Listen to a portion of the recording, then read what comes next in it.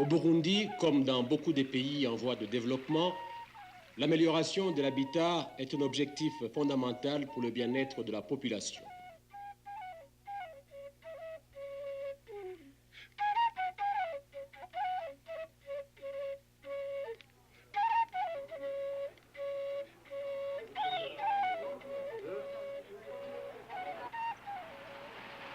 Depuis 4 ans, a été tenté dans la région de Kaganda, située au centre du pays, un type de construction basé sur la participation de chaque habitant. Le coût est accessible à la majorité de la population.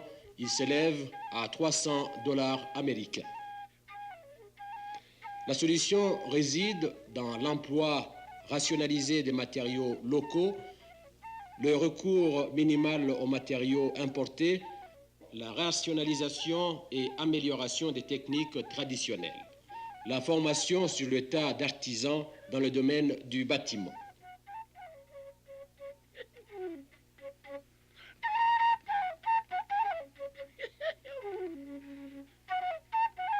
Après des discussions et des études de variantes avec les intéressés, les réalisateurs s'en sont tenus à un type de plan uniforme. Les bénéficiaires participent au maximum et gratuitement à la conception et à la réalisation de leur maison. Chaque membre du groupe prend part à la construction de chacune des maisons des autres membres.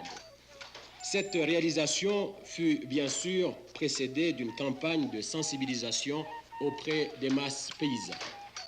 Certains ruraux deviennent élèves maçons ou charpentiers formés sur l'État par un encadrement de moniteurs, les seuls salariés du projet.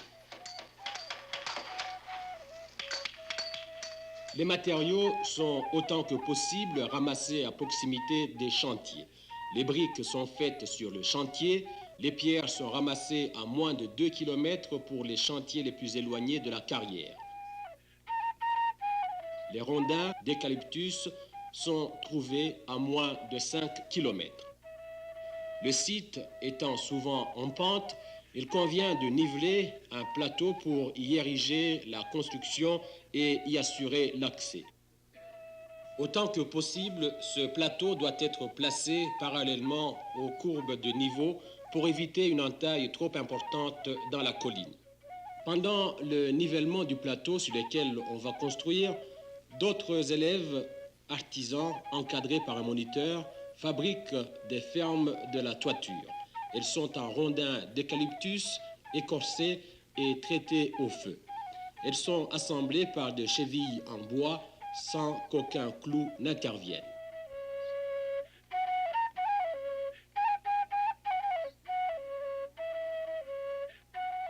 Dès que l'aménagement du plateau est terminé, l'équipe formée à cet effet procède à l'implantation de l'échafaudage en rondins et sur cet ensemble rendu rigide, on matérialise les piquetages horizontaux et verticaux de la maison. Ensuite, on met en place la charpente de la toiture complète. Elle est composée de 5 fermes. Les tôles ne sont pas clouées, mais simplement liées à la charpente par des fils galvanisés. Avant de les monter, on applique à chaud une légère couche d'asphalte complétée d'une projection de sable sur la face en sous-toiture. Cela améliore considérablement la résistance et le comportement ultérieur des tôles. Par exemple, il les protège d'une façon assez efficace contre l'oxydation intérieure et atténue le bruit causé par la pluie. Les fondations sont en maçonnerie non appareillée de blocs de latérite en tranchée avec compactage. Chaque couche est ourdée au mortier d'argile et puis damée par lits successifs.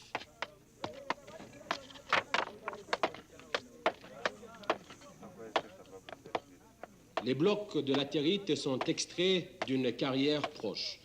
L'extraction s'est faite à la barre à mine, le transport en benne et parfois à dos d'homme.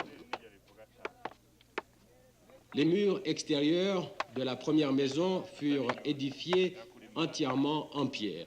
La méthode étant prohibitive, on a adopté la technique suivante. Les pignons à maçonnerie mixte, moellons à l'extérieur et briques adobe à l'intérieur.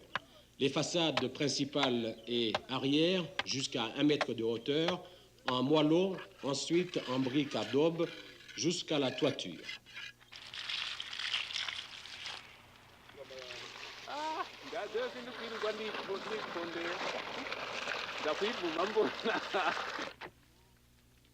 Les briques sont fabriquées manuellement dans des moules en bois. Le séchage ayant souvent rendu ces briques inégales, on a tenté de les renforcer en les faisant passer dans une presse japie quand elles ne sont pas encore sèches, 24 heures après le premier moulage.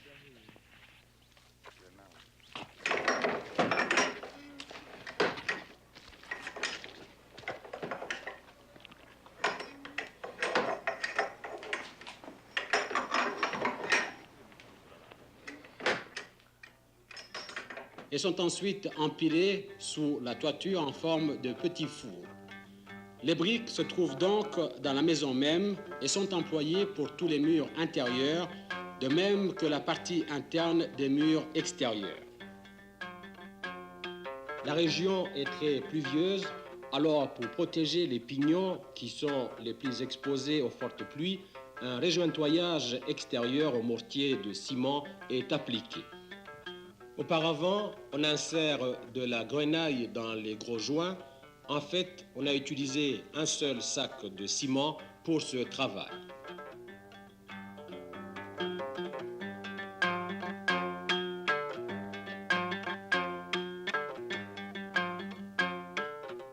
Les portes sont faites en demi-rondins, assemblés et entaillés. Le rondin extérieur gauche est plus long et ses extrémités pivotent dans la maçonnerie de manière à éviter les encadrements et les pommelles. La construction de ces 50 maisons a été menée à bien en près de 24 mois. Le gouvernement du Burundi voudrait étendre cette expérience à d'autres paysannes. Ce nouveau programme prévoit la construction de 2500 maisons en 5 ans.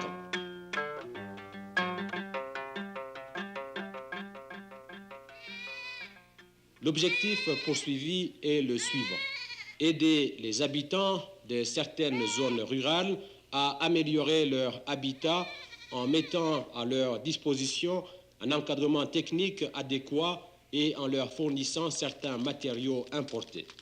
Pour cela, il faudrait mettre sur pied un centre de promotion de l'habitat rural disposant d'un atelier pour la production à bon marché de matériaux et articles de construction.